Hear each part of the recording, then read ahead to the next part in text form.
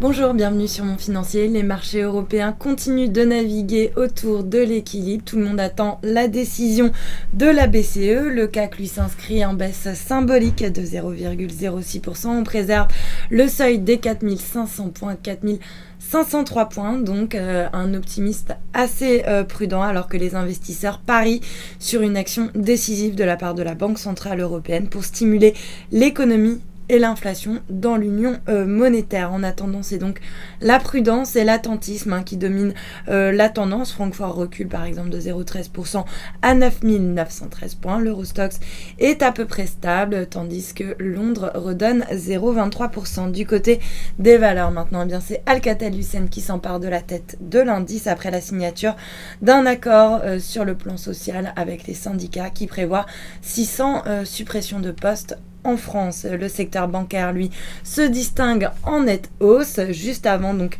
la BCE qui pourrait annoncer notamment des mesures d'assouplissement quantitatif favorables au secteur. Et puis à l'inverse, la lanterne rouge, c'est Michelin qui redonne pas mal de terrain à la mi-séance. Et puis sur le SBF 120, après une ouverture en forte baisse, Rémi Cointreau remonte très bien la pente puisque le titre s'inscrit en hausse alors que le groupe a pourtant dévoilé un résultat net en baisse de 50% donc sur l'exercice en raison de la baisse de ses ventes de cognac en Chine. Mais le groupe se montre plus optimiste pour 2014. Il table sur un rebond de l'activité et des résultats, ce qui soutient par ailleurs Pernod Ricard sur le CAC, le titre qui se distingue parmi les plus fortes hausses. Et puis sur le SBF 120, Soitec qui recrute un ancien d'Intel pour accélérer son développement en Amérique du Nord s'empare de la tête de l'indice. On est autour des 3,18€ quand même sur l'action, donc une belle progression. Et puis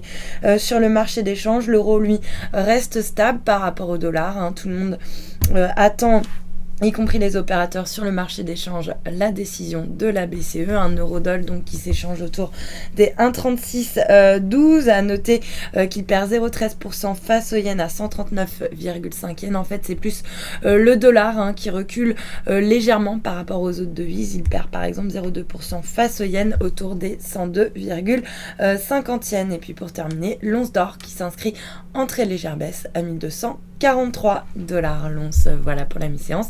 Restez avec nous, très bonne journée.